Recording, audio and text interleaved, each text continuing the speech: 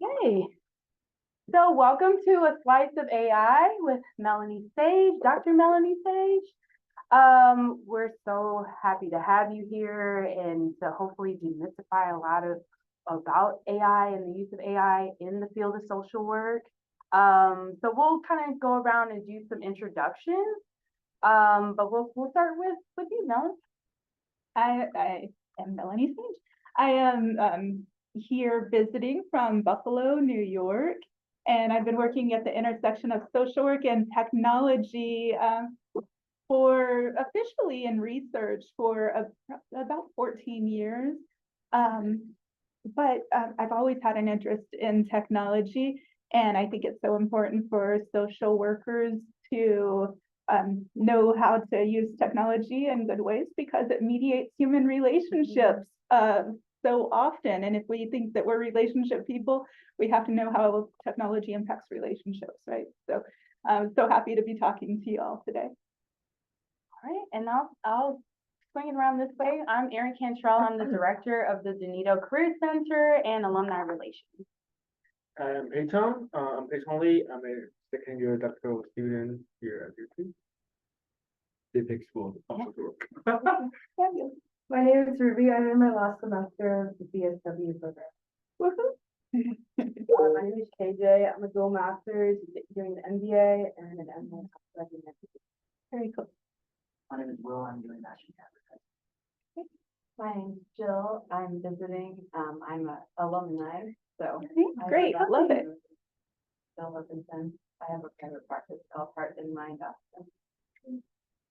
My name is Miriam. I'm an alumni too, graduated 2020, and I've got the email for the year using AI, so I wanted to be here and transfer the message to my team. Fabulous. And where are you? What kind of agency are you with now? I'm at Maintenance Tribunal. It's a property management company that hires social work to prevent eviction. Beautiful. Thank you. I'm Alyssa. I'm a third year in the Okay. I'm Grayson. I'm a third year in the computer science program. Okay. I'm Gian. I'm a second year of Kishi program here, and my research interest is in mental health in school settings here. And I also work in online text, counseling settings. Okay. So it's super interesting. Okay. Great. Yeah. And I know we were talking. My name is Hector. I am a second year PhD student as well here at social work. Beautiful. Love to have you all here, and love that some non-social workers are here too. Maybe you will be also thinking about like what role does some of the work that we do in social work play and transfer to the areas where you plan to work. So yeah, we'll start off the interview. So I would love to know like what initially drew you to the intersection of AI and social work. Yeah. Well, like I said earlier, I've always been interested in technology, and I had really good experiences myself using technology to connect to other people in my interest areas from like a fairly young age. Like I am almost 50. And so when I had my first computer when I was like 14ish, it was one of those giant boxes that had to be in the family room. So because we all shared it, so everybody could see it. So I've been playing with technology for a long time. And when I decided that social work was going to be my profession, I started thinking pretty early, like what are the intersections here? But I always thought it would be kind of a side thing for me. When I was in my BSW program, I got a work study helping students learn to build websites on nobody is this old, but on GeoCities, which is like a precursor to AOL. Even I remember GeoCities. Very early days of website building. And so from then on, I kind of moved to doing research about social media and social work, and like how are social workers using social media, what are some of the ethical implications about how social workers present themselves on social media, and then implications for like vulnerable populations, like how this came about is I was doing a lot of continuing education for social workers about good boundaries around social media, and they started telling me like, well, I search for my clients all the time on social media to see how they're doing. And I started asking more questions about that and found out that mostly they weren't talking about to their supervisors about the fact that they were doing that. So most of the time in social work, policy emerges from the top down, right? Like people tell us what to do and then we do it. But technology is so interesting because it's fast moving. It tends to emerge very often from the bottom up, like workers start finding utility and then it moves into practice without a lot of rulemaking first. And this is what happened with social media. And it's also parallels so much what we're seeing now with tools like ChatGPT. Workers are finding utility. They started to use them in practice. They haven't necessarily told people that they're using these tools. Students may have like a similar experience, like, oh, like this is helpful in my class, but I'm not quite sure whether I'm supposed to be using it that way, but nobody has told me that I can't maybe, or maybe they won't know if I do. So we kind of emerge from utility instead of like policy. And that has some interesting implications for like ethical considerations, best practices. And so this is like all really fascinating and complicated and interesting to me how these things kind of fall together from this bottom up social work utilitarian approach to practice. What? Yeah, that's awesome. So can you describe some of the common uses of AI and that you're seeing in social work, and what are the areas of the field that are currently benefiting the most from AI integration? Yes. So I think like I said, when it comes to like what's practical, what makes sense, a lot of people are just starting using generative AI tools in very practical ways. Like, can this help me write an email? But more and more mental health agencies are using software that helps maybe write or format case notes. And then there's this whole other side of AI. So we're talking mostly like generative AI, those ChatGPT tools. The other side of AI is usually what we call like predictive analytics, machine learning. And a lot of social services agencies are starting to explore those kinds of tools to help recommend like who should get what services first. So it's usually not individual practitioners who are using those in agencies. Those are more like agency adopted tools, but it's a really interesting way to think about service delivery decisions, and also comes with all kinds of ethical implications. And for my PhD students in the room, that you're probably running into studies and other things that where machine learning is used as a one kind of statistical method. So as AI becomes, or AI tools become more prevalent, what are some of the ethical considerations? Yeah, so there are many that we should know about as social workers. One is like, I want to give a little bit of background about how tools, generative AI tools work. Because like some of us, it's all kind of fuzzy magic in a box. You go into ChatGPT and write a prompt and it delivers this output to you, right?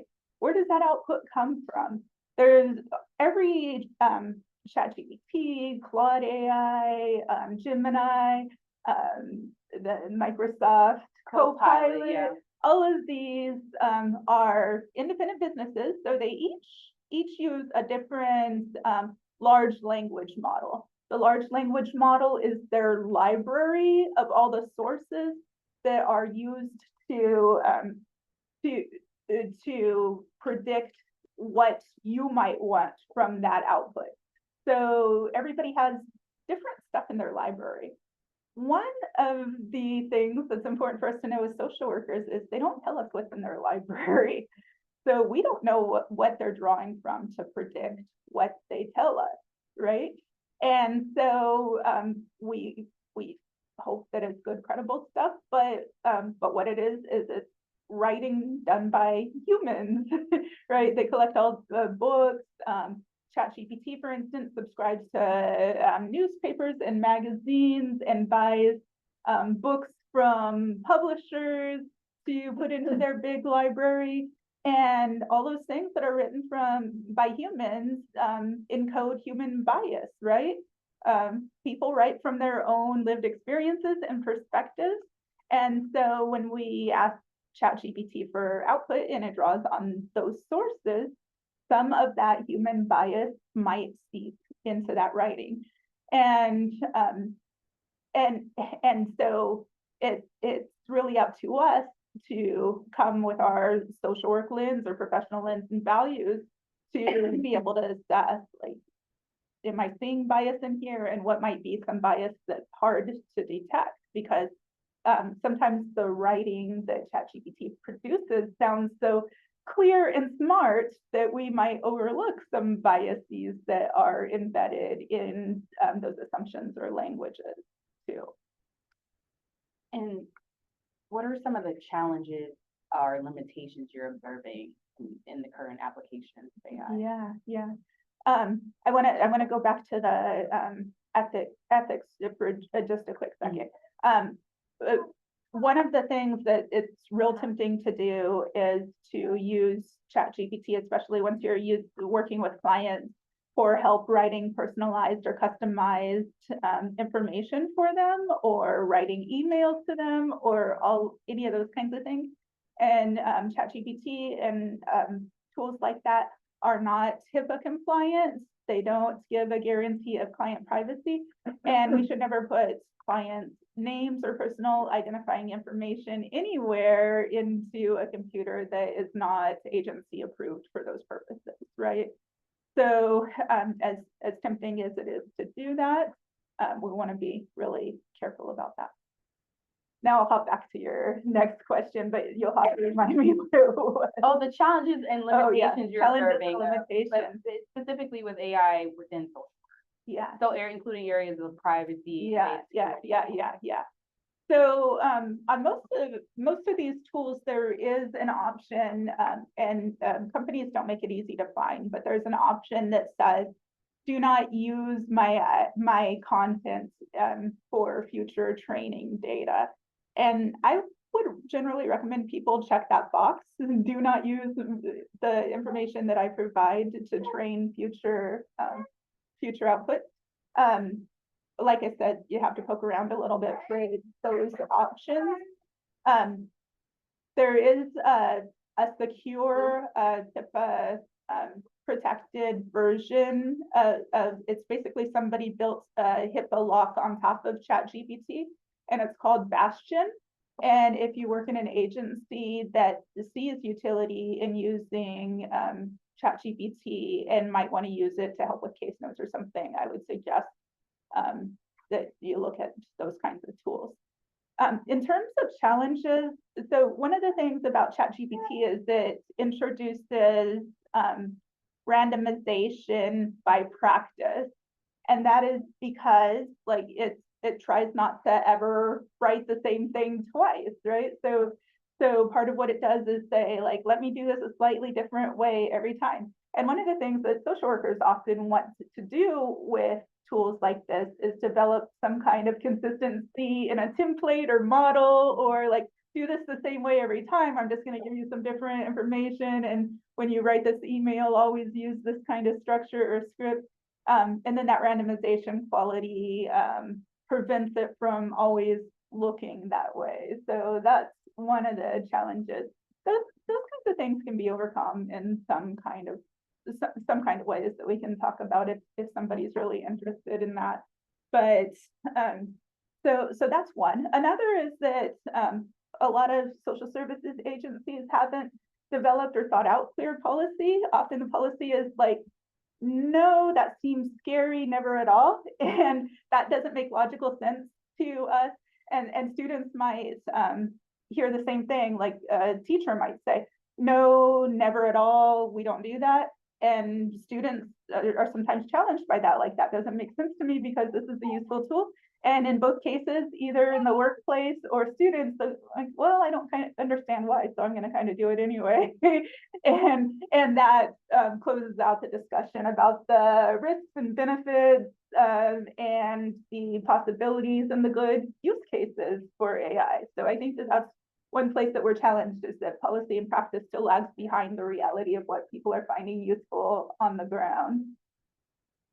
So what kind of advice would you give to students and new social work professionals on staying informed and adaptable to the ever-changing landscape? Because I'm sure with AI, it's so rapidly changing, right? Changes happen so fast, and it's really hard to write recommendations about how to even use these tools and do things, because I could write a bunch of recommendations and then tomorrow a new model could drop, or a new way of prompting, or systems change really fast, and we don't have control of that. So in terms of staying apprised, I think one thing is that the way that we stay apprised to challenges in social work generally is that we're grounded in a set of values, right? The code of ethics gives us some grounding about how we make decisions. Does this support self-determination of the client and privacy and all those things? And I think similarly, we should ask ourselves those kinds of questions when we're using these tools. So even if the model changes, we have a set of guiding principles or values. The other thing that I think that that I encourage agencies to do is to do some training for their workers and write some policy principles, at least, to help guide the worker policy, so that workers have a sense of good ways and ways that we should never do this around here. And just keeping appraised through reading, going to webinars. NASW has been putting on some webinars about generative AI, and there have been more and more continuing education options to learn about this space. But some of you might end up being emerging leaders in this space. Just for sake of being here, you're curious about this. Some of you said that you're already using it, and that probably puts you ahead of a lot of social workers in the field. Something that I always say is, working at this intersection, is you don't have to be very techie to be a techie social worker because there are so few people who are very engaged in tech and social work. I also benefit on the other side when I go work with computer scientists and people in the tech spaces. I don't have to be very social worky to be very social worky in a tech space, right? To understand our basic principles and theories, even things like ecosystems theory. I go, and when I'm chatting with a computer scientist colleague, they're like, what? That's so interesting. So another takeaway is that social workers, sometimes, we talk about our interdisciplinary partnerships. We almost always talk about our partnerships with medical folks, or, people in very aligned spaces.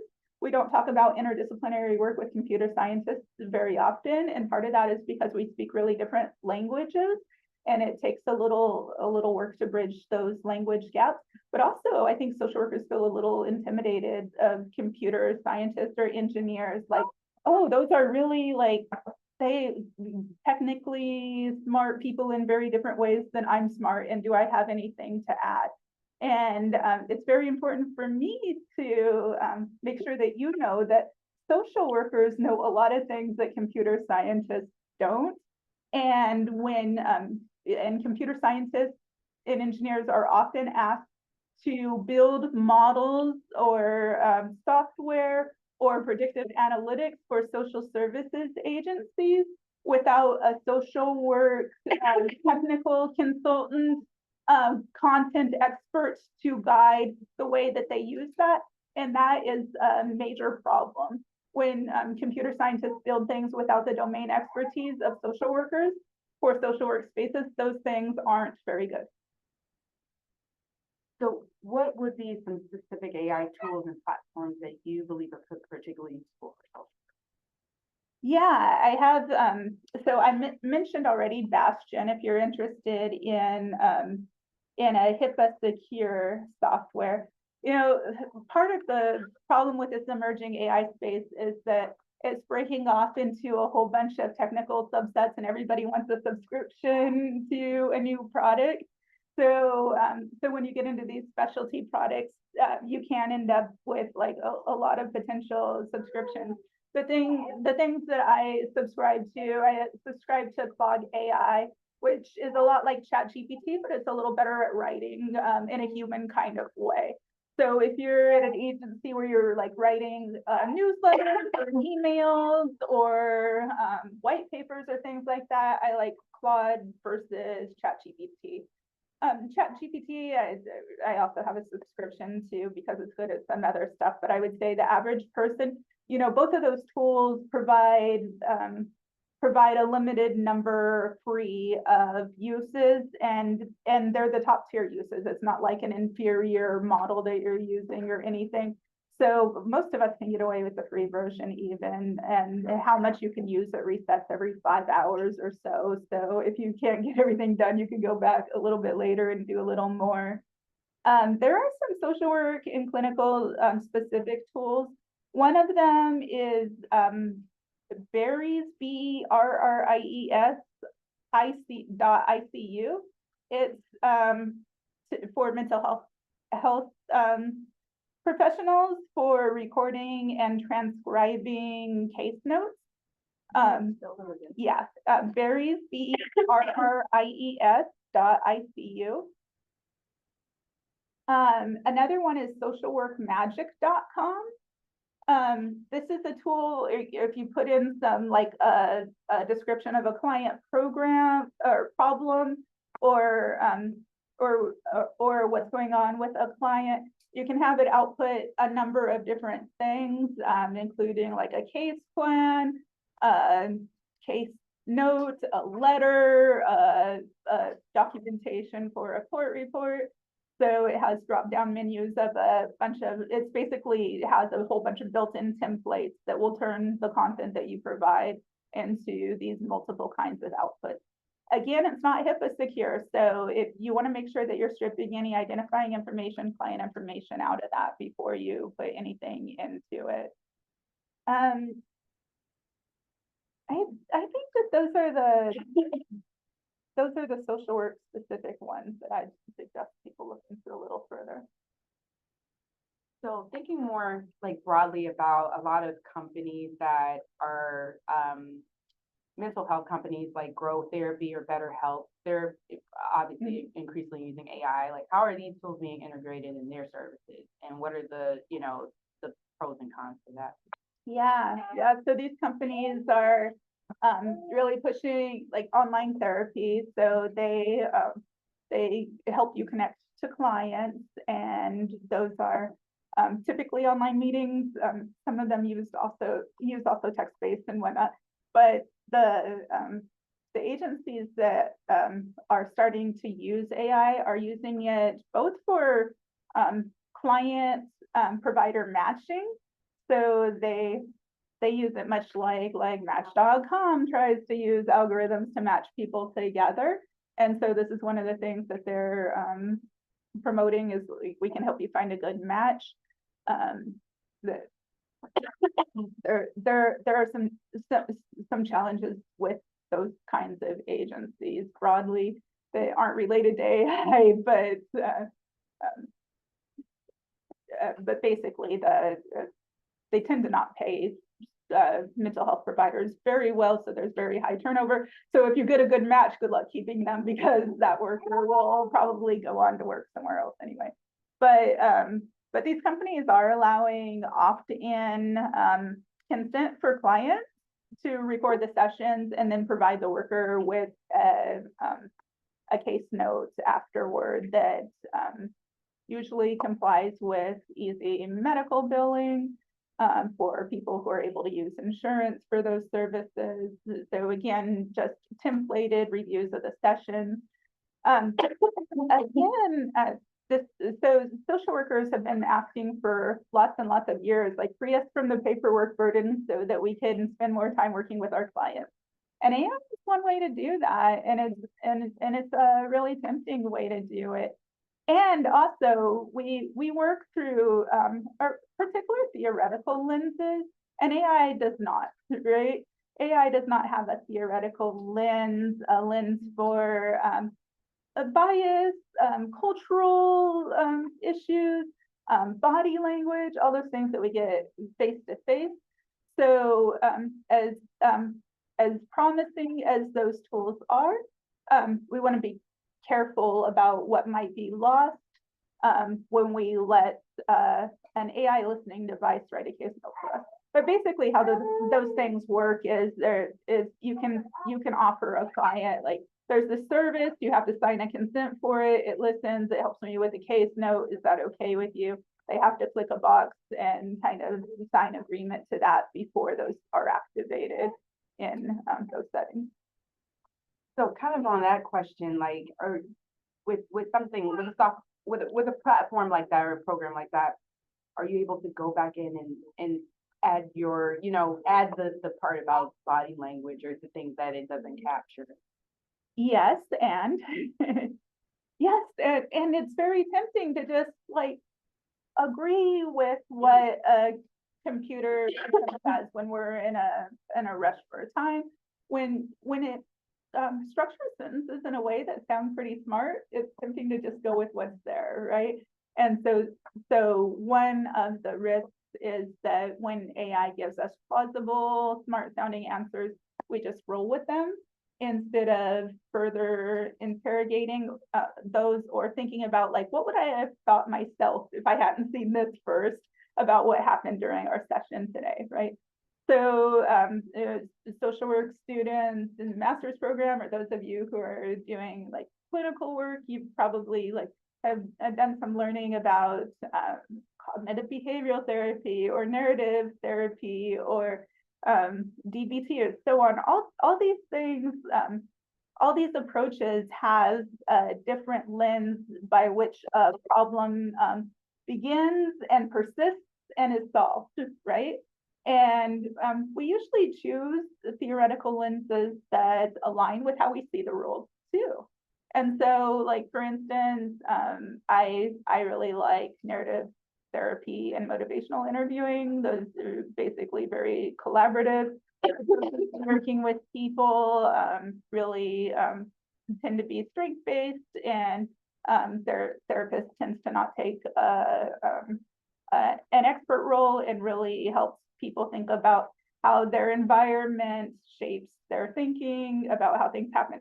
So if I write a case note about a client, it's going to be written through that lens, right, about where we are in therapy based on what's going on with them and where we're trying to go based on what this theoretical process says the goal is, right? So if I'm doing narrative therapy, the goal is like restructuring to a more empowering story. And a recorded structured case note is not going to get that that's what we're aiming for. So for students or our alumni that are interested in gaining more of these tech skills, like, what are some basic technical knowledge or skills that would be beneficial even if they don't have a super strong tech background? Yeah, great question. There are a whole lot of sociological and philosophical books on how AI works and some of the concerns with AI. Two easy reads, authors that I like. One is a book called Race After Technology by Ruha Benjamin.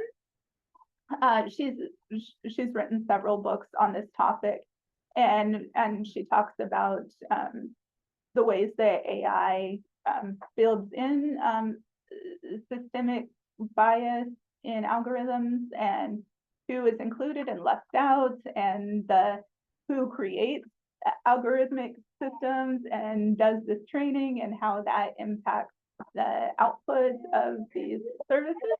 And I think that this is a really good thing for social workers to know about. Really easy reading, non-technical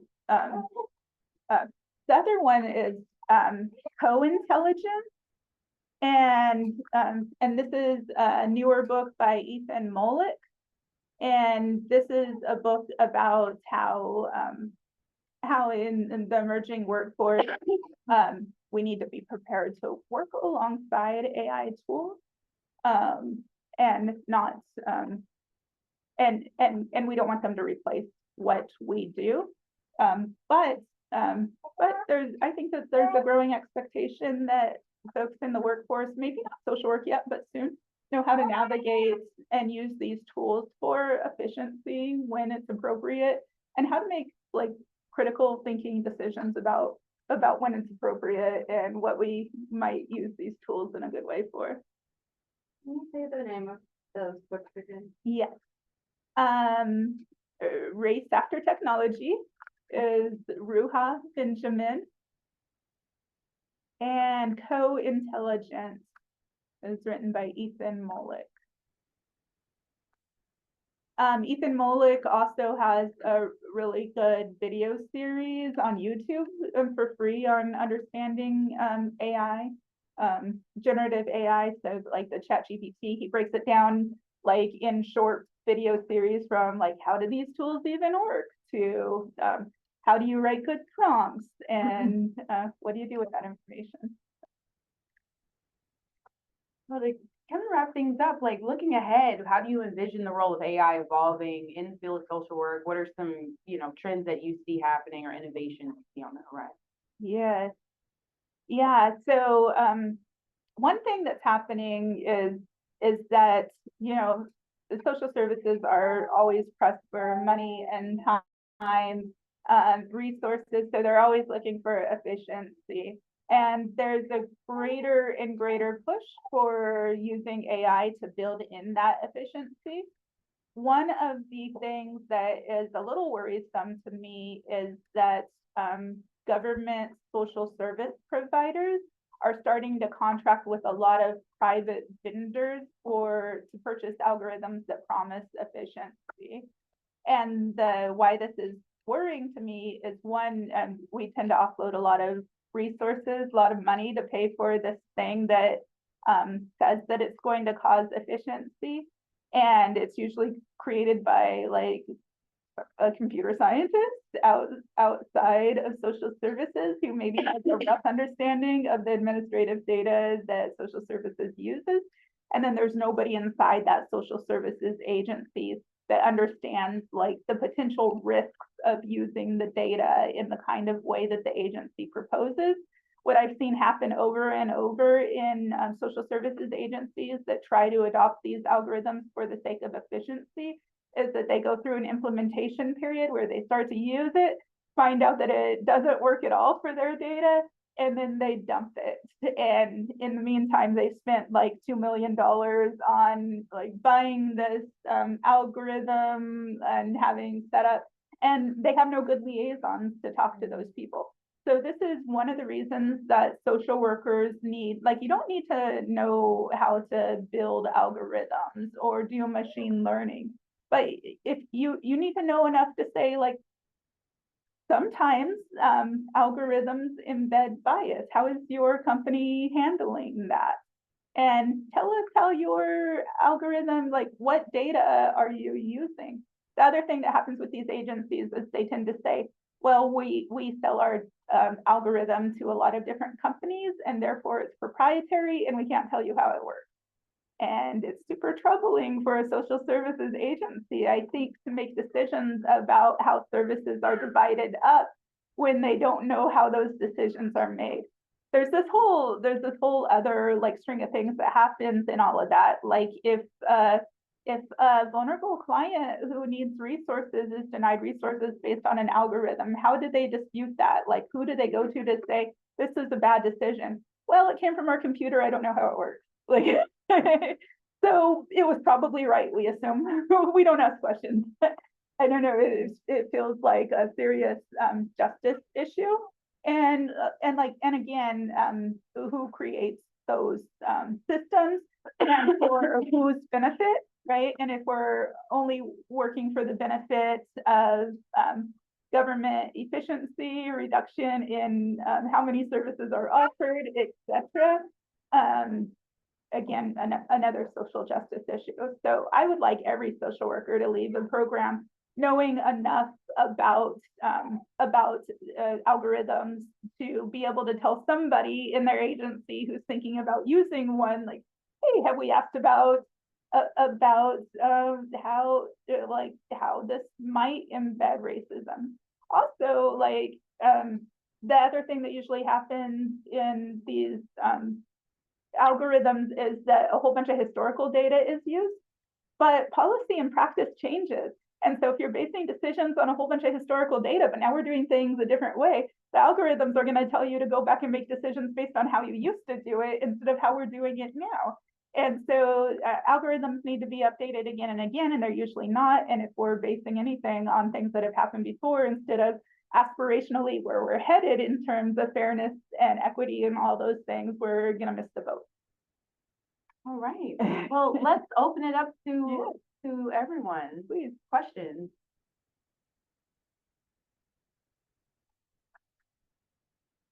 Yes. Okay, actually, I was a data analyst before, Oh, and okay. so I have that experience, Yeah. using administrative data, like to play with Uh-huh. machine learning. And yeah, and just like you said, I just want to second on that, a lot of machine learning approach, like, what's that, classification tree. No, it's not appropriate for our data set because our population is just like really it's like minority, right? And it's usually imbalanced data. Mhm. And so the predictions can be really it's sometimes like overpowered. And also so this is just like based on my experience, I just found that the way the factors I found using like the machine learning approach, it's the same as what I found using a logistic regression. And then so why should we do like machine learning, right? And on the other hand, it's like we have a strong theory, like in child protection services, right? We know ACEs is a really strong predictor, right? And so if we already know that, why do we use like tens of thousands of data points, to do the analysis again and then tell us that okay, ACEs is a really strong predictor. Yeah, so I think so that is like why I ended up like coming back to use like the traditional statistical model. And that's because I didn't find any like reason that Added benefit of machine learning. yeah, right. Yeah, this is a good point. So I got a National Science Foundation grant and to do some work with computer science colleagues to look at data from it's child welfare data. It's called National Youth and Transitions Data Set. And it's data about what happens to kids as they age out of care, what kind of services they get, what kind of outcomes they have. And so we got this grant that was about trying to mitigate bias in algorithms. And so we were trying to figure out whether we could design an algorithm that helped us predict what kinds of services would be best for what kinds of kids when we controlled for the bias that might lead to some kinds of kids getting better services or things like that. So it's really tempting for social services agencies to try to use these algorithms to do personalized care like this. Like, I've got this person in front of me now, how can I give them the best thing given who they are? And that's where we started out. That's what we were trying to do. When we looked at all this data, we found out, one, it's really hard to mitigate bias in algorithms because algorithms basically work because of bias. Like you have to have differences between things before the thing to actually work at all. So if you build equity into the model, I don't want to be too technical about it, but it's really hard to do. I'll say that. Um, and what we found out is like machine learning also relies on a chain of events happening in a certain order. And so social workers are smart, and sometimes they know that things might happen before they do, right? And there's no way to build like what was the social worker thinking into a machine learning model. So I'll be really practical about that. For instance, what we were trying to do is say like, if a youth gets this service, does it improve the outcome related to that service? So if a youth gets homelessness prevention services, does it make them less likely to become homeless? Like we would hope so, right? However, good social workers know I better give this child homelessness prevention services because they're very likely to become homeless. So what our machine learning outputs told us is like, oh, homelessness prevention services cause homelessness because a lot of kids who get those end up becoming homeless. Which, and of course, the missing part in that was that social worker going like, oh, I think this kid is going to need this, right? So, so for a lot of reasons, like machine learning has some gaps for us. However, when we said instead of looking at this for personalized care, let's look at macro level indicators that tell us something about systems. And then we found some really interesting results related to, for instance, the amount of funding a state puts into their prevention services has a major outcome on success of that youth. So here we are saying like, I want better outcomes for this kid. So I'm gonna like toy around with this service or that service. What service is best? Should they have CBT or MI or blah, blah, blah? Really like give the state, if it gives them adequate funding, then they're going to have better outcomes, right? So it's not necessarily those like micro variables that impact services. Let's use machine learning to help look at like what policy factors contribute to good outcomes for people, vulnerable people in the state, and change systems instead of trying to toy around with changing individuals. Can I follow up? Yeah, so one thing I think right now using this kind of approach is that it's usually the government administrative data or agency data, right? But we have to be really mindful that who is able to enter this system, right? But so like I know some people they are using this kind of data to predict their outcomes, but there's a strong selection bias in this data set. And how can we like like try to adjust it or or try to like to be more aware of this kind of potential bias. Yeah, so administrative data was never designed to be used for AI. Like when people are inputting data who are working on their case notes, like for any of you who have ever had to fill out like in those machines where you have to put something in every box or else it doesn't let you move on. Like I started my career in child welfare and some of those boxes, they're like, oh, like I never met this family, couldn't find them, so don't know their race, but it won't let me move on with that one, so I'll just pick something, right? Or like, let me just like put something in this box over here because our agency doesn't ever use that box anyway, but this system that they purchased is making me enter something in that box. So we basically like junk in, junk out, right? Like but people who build algorithms often don't know the intricacies of the data that they're working with or why the data might be very varied. We use like this huge administrative data in child welfare called like frames data that every state has to contribute to the system in a very structured way, but every state does it a little different. And sometimes every county within a state does it a little different. And sometimes like the child welfare workers are guessing about race. And sometimes they're asking the family. But so like there isn't consistency in a lot of the ways that we collect data, which is going to cause a bunch of assumptions in our outputs that aren't true. Question? Oh, you can. So my question is in the realm of social work education and research, Yeah. what would be like the opportunities that we can best utilize this, and what are some areas that we should be mindful of? Yeah. Using AI in this research and Yeah. space, yeah. Yeah.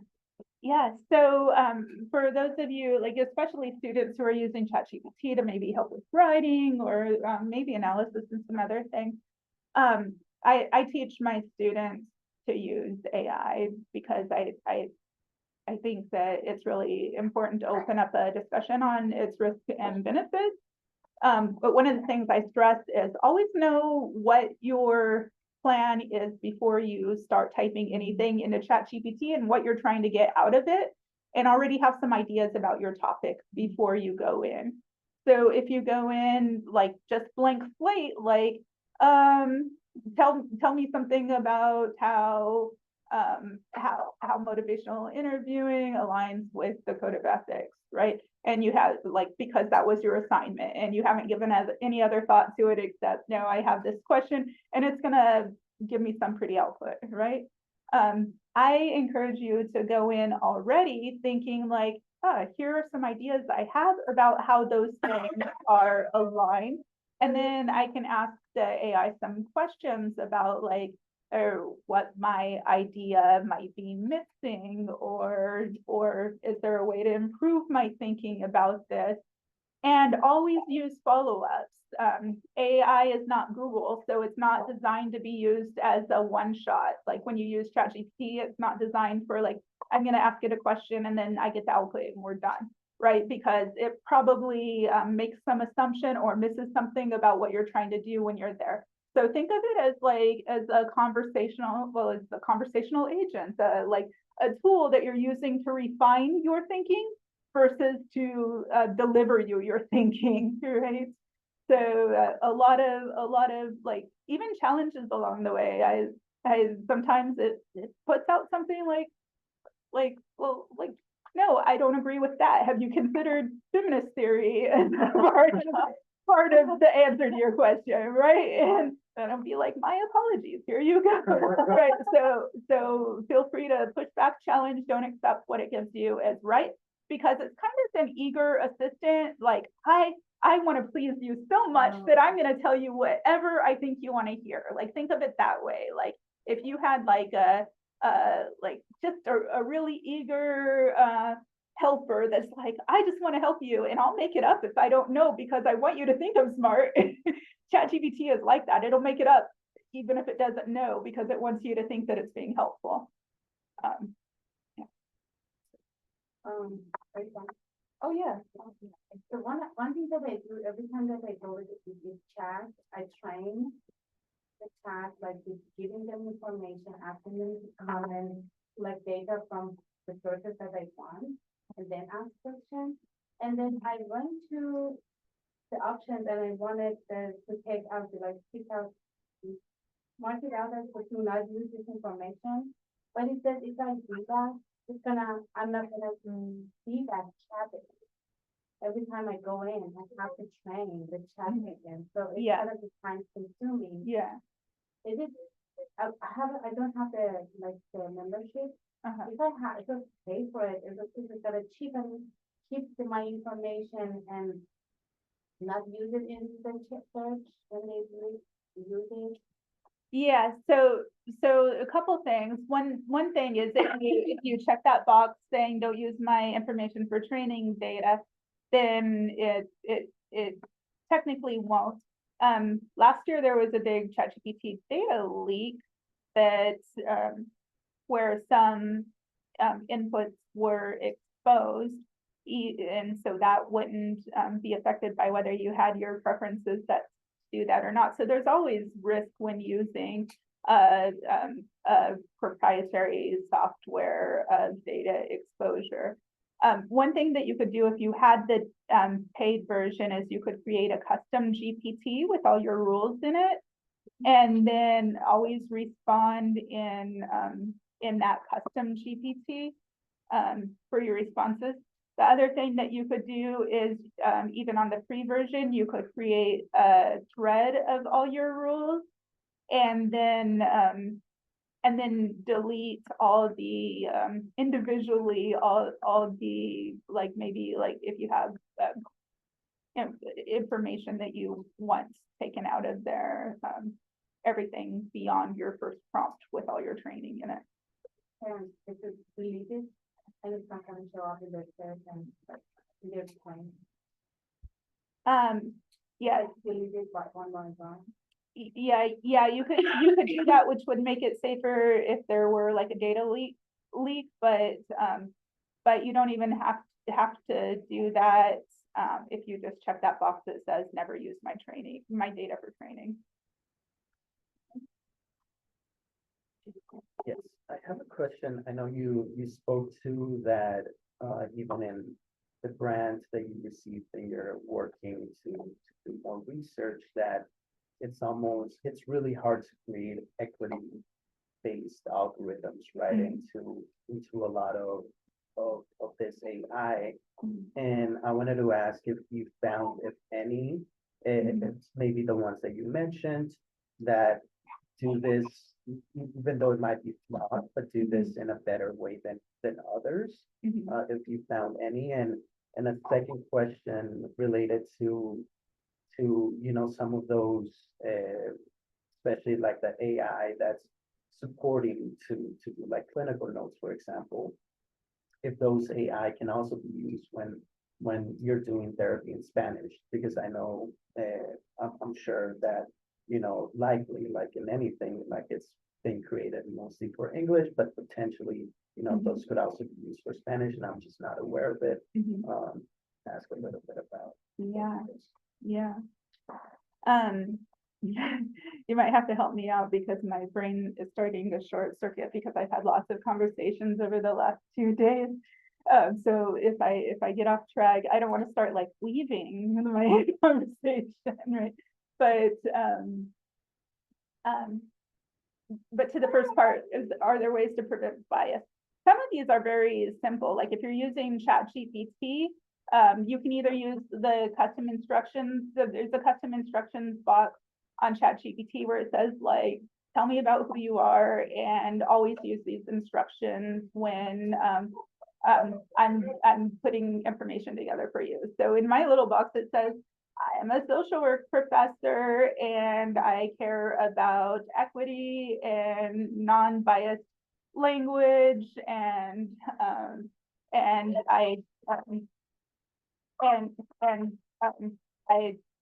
always like, don't use a lot of filler, get to the point, never use these terms that AI tends to use a lot. Like, so you can give it a little set of custom instructions that it will always go to. And some of those are about my values as a social worker. And that helps do a little bit repair work when it's thinking about output. Like it's automatically going to have in the back of its ChatGPT mind, like don't but like be careful about racist language or assumptions, and that's for generative AI.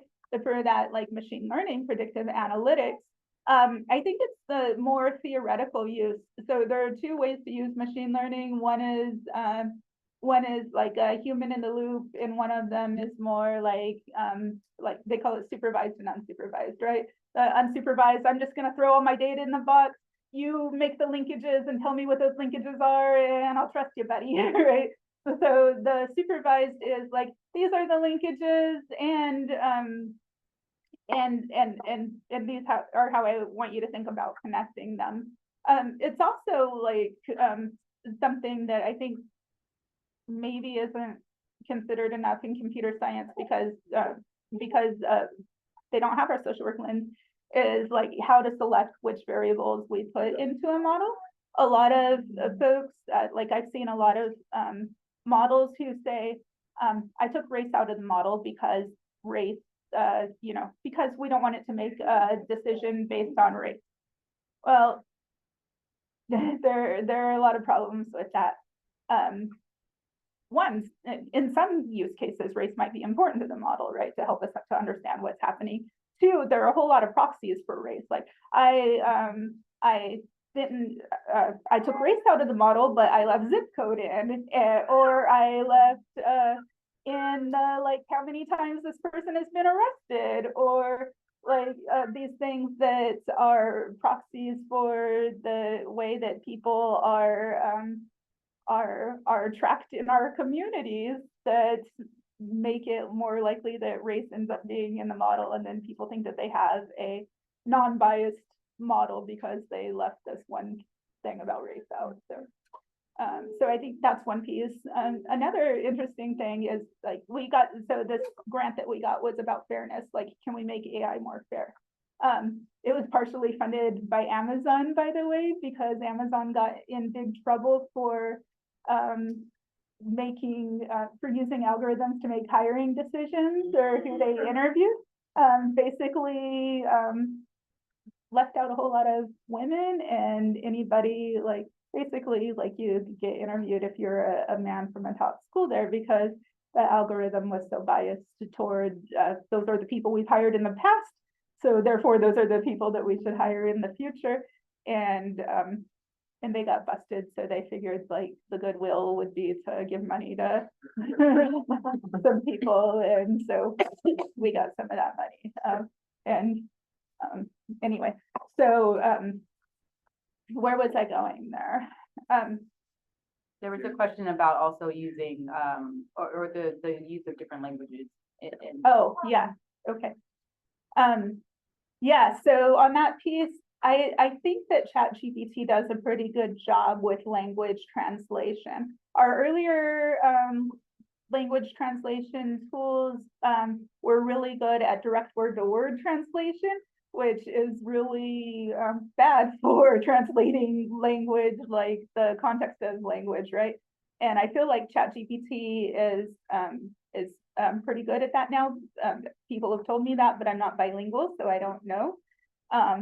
You probably have a better sense of that. What do you think? Yeah, well, I meant it more because I've heard really good things about the translation component, but for the AI that listens into your session, if that's like equally as good regarding, other languages, or, if, and I don't know, maybe this is something worth asking maybe people that have done it, because I know one of the agencies that is implementing AI, they're implementing it like more so with the English speaking families and not with the Spanish speaking.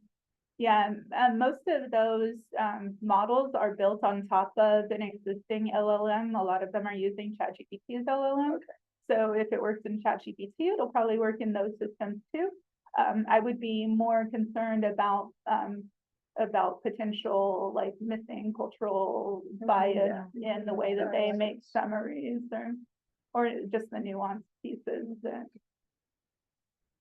Thank you. I have one question for a student that couldn't be here. Yeah. Thoughts about perplexity. Yeah. I like Perplexity Perplexity searches the web and is good at current events. So I use Perplexity for like if I want to know like what's the current, like where are we at with the, I'm not going to use that example because it's too fresh.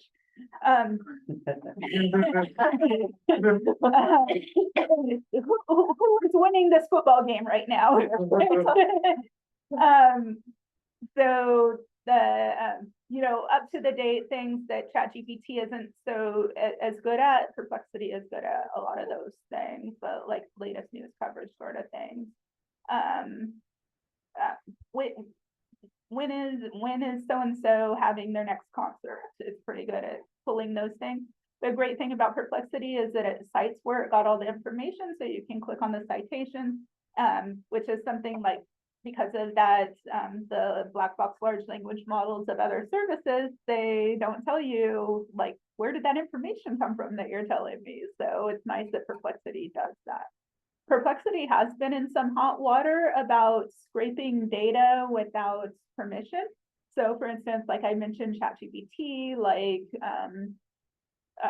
buys the rights to newspapers or magazines to use their output. And Perplexity just kind of takes it off the web and can go behind paywalls to do that and do it without giving people money, and they've gotten in trouble for doing that. So. Right, well, are there any other questions? One more question. Sure. I was amazed with Notebook LM, Yes, and do you recommend your students to use that? I'm just starting to use it and play with it. One of the really cool things that Notebook LM does is, like, you can upload a research article and then have it output a 10-15 minute podcast where, like, it sounds like a pretty good quality podcast where people are just chatting back and forth about the article. And so for learners who like that, like who would rather listen to a conversation about an article than try to sift through the complexity of a research article, that's a fun option. It's also, so this is a Google tool where you can upload a whole lot of source documents. So it's also good for folks who are doing like literature reviews, because it can find linkages between a whole bunch of sources. So for instance, you can upload 15 articles about like social work and whatever your social work niche topic is. Social work, best practices with social work in Spanish speaking clients, right? Upload 15 articles and then have it summarize the linkages between those articles. One thing that was very interesting regarding the language was that I uploaded a recording, of a fresh recording that there is no pre-existing like content. And it gives me the whole content in my language, summary in English, and podcast in English. And very accurate podcast. And I was like, it was a very heavy content too. So I was like, yeah, I made it for 24 hours. It's the capacity is stunning, and the output of the podcast that it delivers, it sounds like a NPR podcast. Like, it's very good. It's wild. I wish you had that when I was Yeah. I've been I made some for some of the faculty here just to get them interested and excited about it. Plus, it's also great for people that learn in different Yeah, ways. yeah, You know, the absolutely. accessibility part. This is the other thing about like a lot of people like with neurodiverse experiences are finding a lot of utility in AI in a lot of ways. One, like, break this down for me. It's really good at that kind of thing. There's this there's a set of tools called Goblin Tools.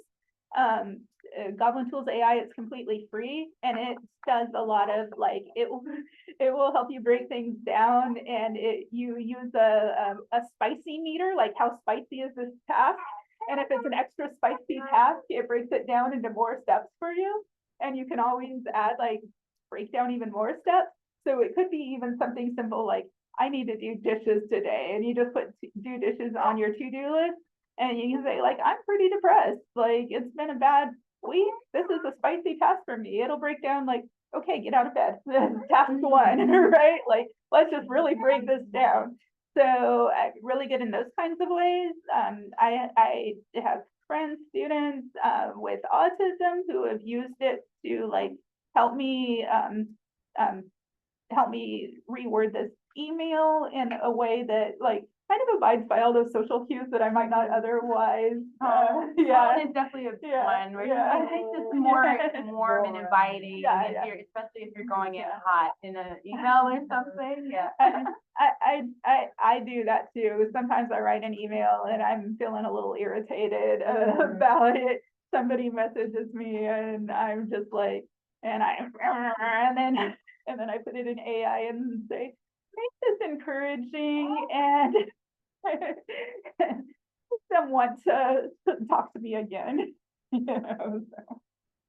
Well, we're at time, but thank you all so much for coming. And I don't know if there's a way that students can get in contact with you or like your website. social Yeah, media. just melaniesage.com is my website, and it has my other contact information there, so feel free to reach out. I love, I want you all to come away with feeling like you don't have to be super technical to use tech in productive and ethical ways. And just by the sake of you all being here, you can have influence on peers and good practices, because there are probably people in spaces where you do your work or study who are using these tools in not so good ways, and they could probably learn some good things from you about how to do this in a way that aligns with our values. And I think that we all feel the best about our work when we're doing our work in a value aligned way.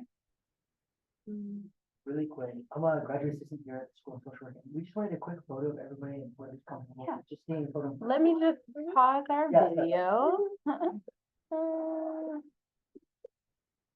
Thank you all so much.